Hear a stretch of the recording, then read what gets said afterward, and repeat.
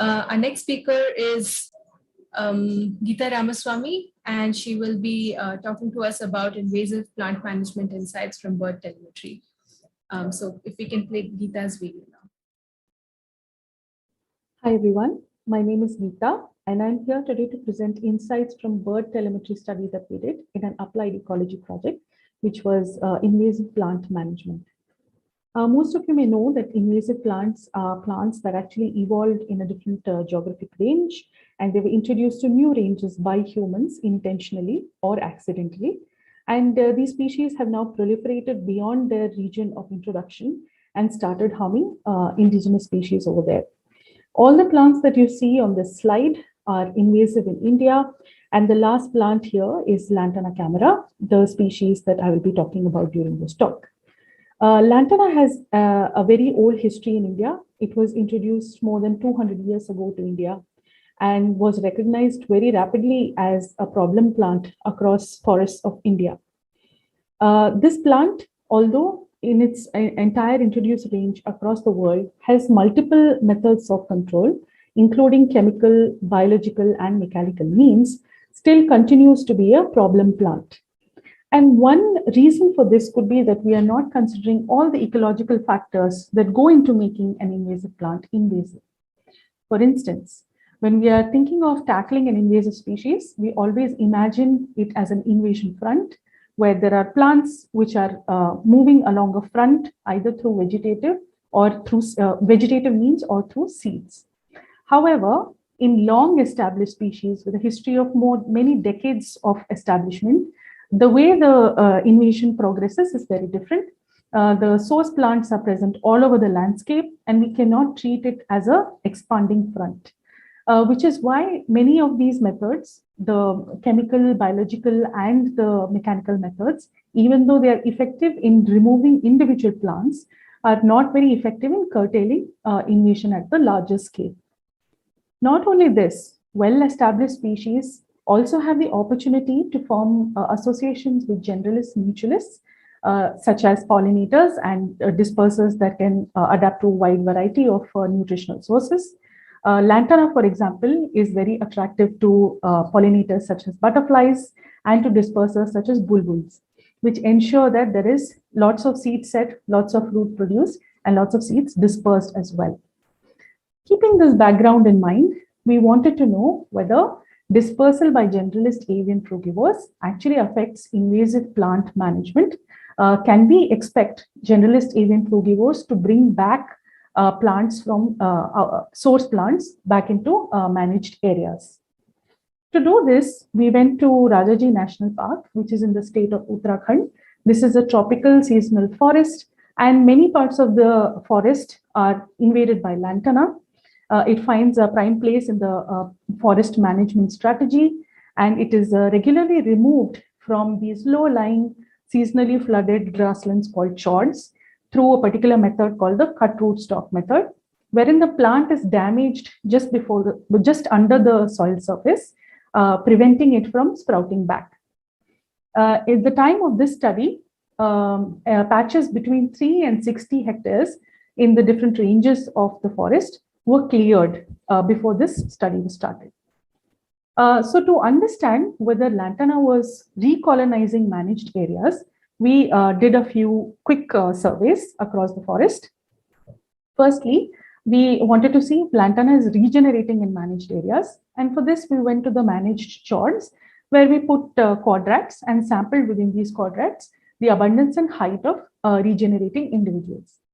Not surprisingly, we found that even in managed areas, up to 29 individuals were regenerating in every 100 square meter area. 72% of this regeneration was from resprouting, which means that the cut rootstock method had not actually worked, and that the resprouting meristem was still active, and an old rootstock was producing new small individuals vegetatively. The other source of regeneration was through seedlings, which on average were shorter than sprouts. The source of this seedlings could be two. One could be the soil seed bank from which the seedlings were arising, or the seedlings could have come from seeds that were dispersed from source plants outside of managed areas. Now, to find out how far the average source plant was from the managed areas, we did two things. Firstly, we sampled across the forest to understand the overall density of lantana through transect sampling.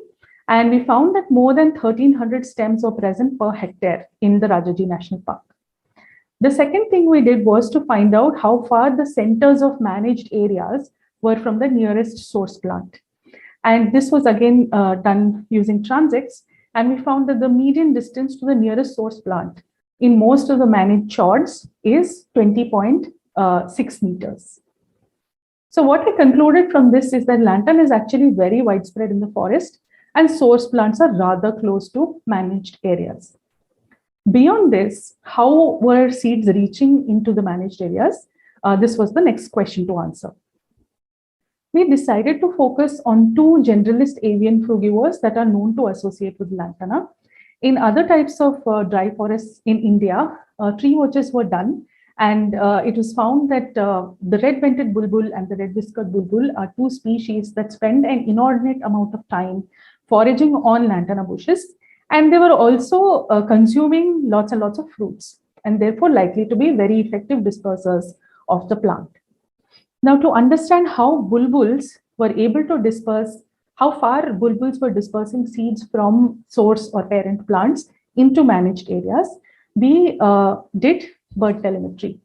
And we combined that information with gut passage time for lantana to understand this better. So the first step was to actually capture the birds, and we were able to capture 3 bulbuls. We were able to attach, telemetry tags on them and track them through radio telemetry. And this gave us movement data for 3 individual bulbuls. We then combined this with gut passage time for lantana seeds, which is we fed bulbuls with lantana fruits, and we saw the amount of time that it took for them to void the seeds. And this was known as the gut passage time. We then combined these 2 types of information in an iterative framework where we knew the movement of the birds in a given amount of time. We knew how much time it took for the bird to swallow and void a seed. So we could then figure out how much a bird displaced during this time of the gut passage time. We did this for the total number of seeds that were used in our gut passage time trials. And we did it over a number of iterations, over 1,000 times. And this gave us a frequency distribution of dispersal distances. So basically, for a unit time moved by the bird, how far could a dispersed seed reach from the parent plant?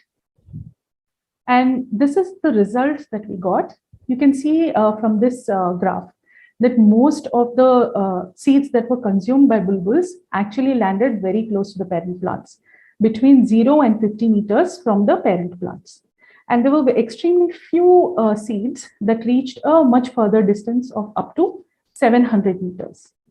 Now, this is not surprising because from other studies elsewhere, we know that actually bulbuls disperse seeds very close to the parent plant. So this red block over here gives the range of other studies that have reported the same type of dispersal ranges.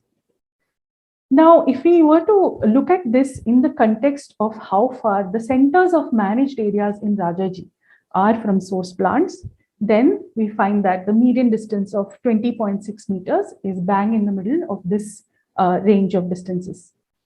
So basically, what we concluded is that most of the managed areas in Rajaji were in fact in the path of the distance that dispersers can easily eat and void seeds of lantana into.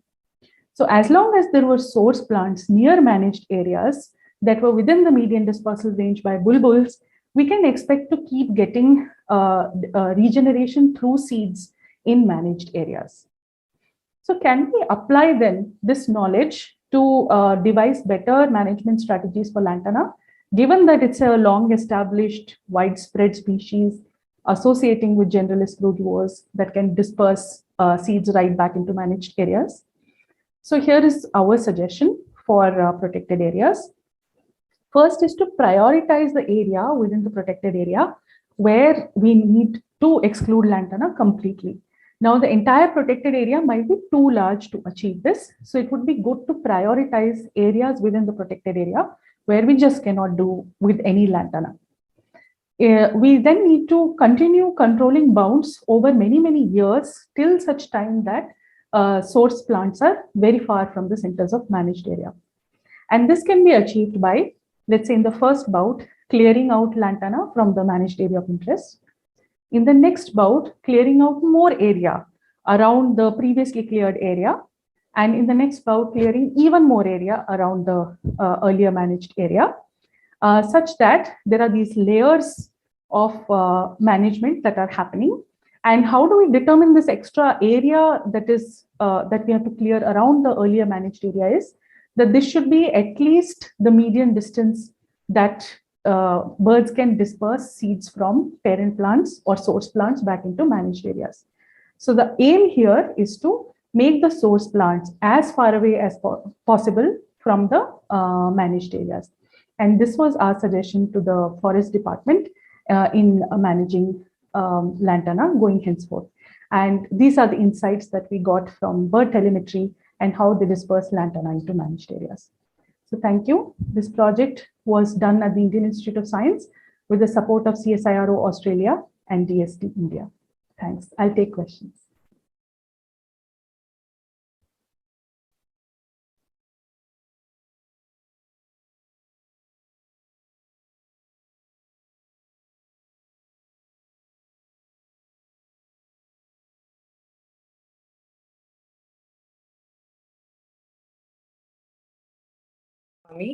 Now moving on to the question answer round. We have one question from Reshma. Lantana are a host to a variety of butterflies. So if we remove lantana, how will it affect the butterflies? Would it pose a threat to them? Yeah, this is another problem with long established invasive species because they form these associations with the mutualists like pollinators and dispersers. When we manage the plant now, we have to take care that these new associations that are formed, they don't, harm the species of interest in a bad way. So some of the suggestions that others people have made is that we substitute lantana with other kinds of native plants that provide the same kind of service that lantana provides. So if you're removing lantana from a place which is producing lots of small fruits that bulbuls can eat, then we replace that with another native local species that can take over that role that lantana was doing. So we need to then actively manage. We need to actively restore the kind of food sources that are there for pollinators and dispersers. Not just remove, but also add these other species. Yeah. Thank you, Dr. Geeta. Our next question is by Ankita. Apart from the rootstock removal method, what method do you recommend to clear out the lantana in your recommended areas? Many methods are effective. The cut rootstock method is really effective because it damages the vegetative meristem. And that would be a very good way to remove lantana with minimal physical disturbance to the soil and the habitat in general. You could also try uprooting lantana where possible. It may be completely doable in urban areas or in agricultural areas, but this may not always be possible in protected areas or forests. So there it might be a better strategy to use the cut rootstock method. These both methods are good for controlling for damaging individual lantana plants. All right. And the last question is, are there any other birds that can act as seed dispersers for lantana? Yes, actually during our tree, so we estimated who was eating lantana by doing tree watches, which is we looked at a particular focal bush for some amount of time and saw what all was coming to the bush and eating the fruits. So apart from bulbuls, we also got white eyes. We also had an instance of a gray hornbill coming and eating the fruits. We have evidence from scats of mammals that civets could also be dispersing lantana. So there are multiple other frugivores who are also dispersing lantana apart from bulbuls. But bulbuls spend a lot of time foraging at these bushes, much more than these other frugivores, at least from our tree watches. All right. Thank you, Dr. Ramaswamy. The remaining questions would be answered on Discord.